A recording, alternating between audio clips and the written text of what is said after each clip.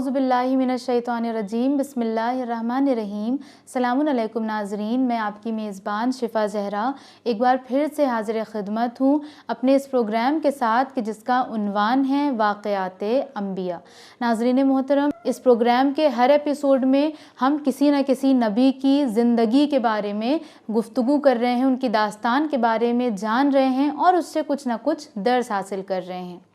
اور آج کے بھی اس ایپیسوڈ میں ہم ایک ایسے نبی کا ذکر کریں گے جو کافی مشہور و معروف ہیں۔ اس سے پہلے والے ایپیسوڈ میں نے ذکر کیا تھا جناب ابراہیم علیہ السلام کا، اور آج ہم ذکر کریں گے جناب ابراہیم علیہ السلام کے ہی ایک فرزند کے بارے میں۔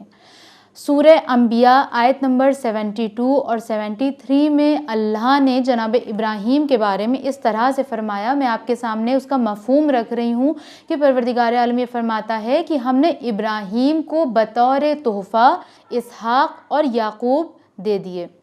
ناظرین محترم، جناب یعقوب ایک ایسے نبی تھے کہ جو اپنے پیرنٹس کے بہت زیادہ چہیتے تھے، ان کے جو والدین تھے وہ ان سے بہت زیادہ محبت کرتے تھے، اور یہی اثر آپ کے اندر بھی ایسا آیا کہ آپ بھی اپنی اولاد سے محبت بہت کرتے تھے، لیکن آپ کی اولاد میں سے آپ کی ایک اولاد ایسی تھی، یعنی آپ کا ایک بیٹا ایسا تھا کہ جس سے آپ بے انتہا محبت کرتے تھے، اور آپ کا وہ بیٹا نبوت کے درجے پر بھی فائز تھا، یعنی یوں بھی کہا جا سکتا ہے کہ ایک ساتھ ایک زمانے میں دو نبی موجود تھے۔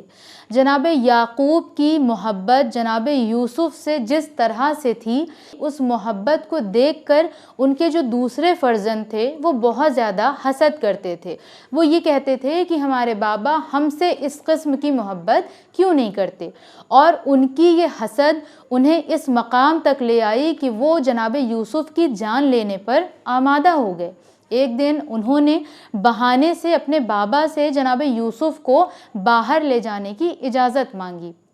جناب یعقوب نے انہیں اجازت دی، اور اس کے بعد وہ جناب یوسف کو باہر لے کر گئے اور انہیں ایک کنویں میں دھکا دے دیا، اور وہاں سے وہ اس طرح سے واپس آئے کہ انہوں نے جناب یوسف کے کرتے میں کسی بکری کا خون لگا دیا، اور آ کر جناب یعقوب سے کہنے لگے اپنی آنکھوں میں آنسو لا کر کہ بابا ہمیں معاف کر دیجئے، آج ہم جب یوسف کو لے کر گئے تو راستے میں ایک بھیڑیا آ گیا جو یوسف کو کھا گیا، ہم یوسف کا کرتا لے کر آئے ہیں۔ جیسے ہی جناب یعقوب نے یہ سنا، وہ اتنا روئے، اتنا گریہ کیا، اور اتنا جناب یوسف کو انہوں نے یاد کیا کہ جس کی کوئی حد نہیں، کیونکہ جناب یعقوب نے فقط ایک دن، 2 دن یا 1 یا 2 مہینہ نہیں یاد کیا جناب یوسف کو، بلکہ جب تک جناب یوسف سے آپ کی ملاقات نہیں ہوئی ہے تب تک آپ نے بے حد گریہ کیا، اور اتنا گریہ کیا کہ آپ کی آنکھوں کی بینائی چلی گئی تھی۔ اور ادھر جناب یوسف جس کنویں میں گرے تھے، ادھر سے ایک قافلے کا گزر ہوا، قافلے کو پیاس لگی، اس نے کنویں سے پانی نکالا، اور جب پانی نکالا تو ان لوگوں نے کیا دیکھا کہ ایک خوبصورت سا بچہ اس پانی کے ساتھ آیا۔ چونکہ جناب یوسف دیکھنے میں بہت حسین تھے، اس لیے انہوں نے سوچا کہ اسے مصر کے بازار میں جا کر بیچ دیتے ہیں۔ وہاں پر جا کر انہوں نے جناب یوسف کو کھڑا کر دیا اور ان کو بیچنے لگے، اور تبھی مصر کے گورنر جن کا نام پوتیفار تھا، انہوں نے جب دیکھا اتنے حسین بچے کو تو انہوں نے فوراً ہی اس بچے کو لے لیا، کیونکہ ان کی اپنی کوئی اولاد نہیں تھی، اور جناب یوسف ان کے محل میں رہنے لگے۔ جب آپ ان کے محل میں رہنے لگے اور دھیرے دھیرے آپ بڑے ہو گئے، اور آپ جب جوان ہو گئے، اور پوتیفار کی جو زوجہ تھی زلیخا، وہ جناب یوسف کی محبت میں گرفتار ہو گئیں، اور ایک دن جناب یوسف کو جب انہوں نے بلایا اور ان کے ساتھ کچھ غلط کام انجام دینا چاہا، لیکن جناب یوسف کیونکہ ایک نبی تھے، ان کے اندر ایمان تھا، وہ وہاں سے بھاگنے لگے، جس کا نتیجہ یہ ہوا کہ جب وہ باہر بھاگ کر آئے تو زلیخا نے ان کے اوپر ہی الزام لگا دیا، جس کے بعد قرآن مجید کی آیت خود اس بات کے بارے میں اس واقعے کو بیان کرتی ہے کہ جس وقت زلیخا نے ان کے اوپر اس طرح کے الزامات لگائے اور جب یہ الزام جناب یوسف کے اوپر لگا اور نتیجہ یہ نکلا کہ جناب یوسف کو اب جیل بھیجا جائے گا، ان کو وہاں پر قید کر دیا جائے گا، اسی وقت وہاں پر ایک چھوٹا سا بچہ تھا اور وہ خدا کی قدرت سے وہاں پر بولنے لگا، اور اس نے بول کر اس طرح سے گواہی دی کہ اگر یوسف کا کرتا پیچھے سے پھٹا ہے تو زلیخا گنہگار ہے، اور اگر آگے سے پھٹا ہے تو یوسف گنہگار ہے۔ جب پوتیفار نے جناب یوسف کے کرتے کو چیک کیا تو ظاہر ہے کرتا آپ کا پیچھے سے پھٹا تھا، جس کے بعد یہ بات واضح ہو گئی کہ جناب یوسف گنہگار نہیں ہے۔ جس کے بعد جناب یوسف نے ایک طویل مدت وہاں پر گزارا، اور پھر یہ وقت آیا کہ جناب یوسف خود وہاں کے بادشاہ بن گئے، خود وہاں کے مصر کے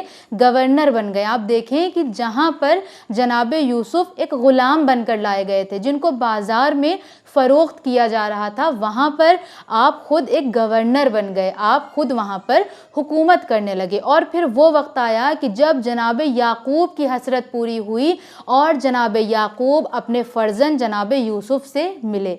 ناظرین محترم، جناب یعقوب اور جناب یوسف کی داستان ہمارے لیے اس لیے بھی بہت زیادہ اسپیشل ہے کیونکہ یہ وہ دو نبی تھے کہ جن کا ذکر امام زین العابدین علیہ السلام نے کئی بار کیا، کہ جس وقت منہال نے امام زین العابدین علیہ السلام سے یہ کہا کہ امام کب تک آپ روئیں گے، شہادت تو آپ کے گھر کی میراث ہے، تو امام زین العابدین علیہ السلام نے جواب دیا کہ منہال تم نے انصاف نہیں کیا۔ یعقوب کا ایک یوسف ان سے جدا ہوا، وہ اتنا روئے در حالانکہ وہ جانتے تھے کہ میں اپنے بیٹے سے ملوں گا، لیکن پھر بھی وہ اتنا روئے کہ ان کی آنکھوں کی بینائی چلی گئی۔ اور یہاں تو میرے نہ جانے کتنے یوسف قربان ہو گئے، ان کو اس طرح سے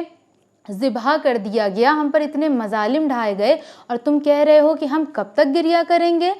ناظرین محترم، آج کے اس واقعے سے بھی ہمیں ایک یہ درس ملتا ہے کہ ہم کسی بھی سچویشن میں ہوں، ہمیں اپنا بھروسہ کبھی بھی خدا سے نہیں ہٹانا چاہیے، کیونکہ لوگ ہمیں کتنا بھی کرٹیسائز کریں، کتنا بھی دبانے کی کوشش کریں، کتنا بھی ہمیں ذلیل کرنے کی کوشش کریں، لیکن اگر اللہ کسی کو اٹھائے، اگر اللہ کسی کو عزت دے دے تو پھر دنیا کا کوئی بھی فرد اسے آ کر ذلیل نہیں کر سکتا۔ جیسا کہ جناب یوسف کو ان کے بھائیوں نے کس طرح سے ذلیل و خوار کرنا چاہا، ان کو مارنا چاہا، دنیا سے ہٹانا چاہا، مگر اللہ کا آپ کرشمہ دیکھیں کہ اللہ نے انہیں اس طرح سے بچایا کہ آخر میں انہیں مصر کا گورنر بنا دیا۔ لہٰذا ہمیں اپنا بھروسہ کبھی بھی خدا سے نہیں ہٹانا چاہیے، کیونکہ وَتُعِزُّ مَن تَشَاءُ وَتُذِلُّ مَن تَشَاءُ۔ ناظرین محترم، آج کے اس ایپیسوڈ کو میں یہاں پر تمام کرتی ہوں۔ آپ سے ملاقات ہوگی ہمارے نیکسٹ ایپیسوڈ میں، تب تک بنے رہیں چینل ون کے ساتھ۔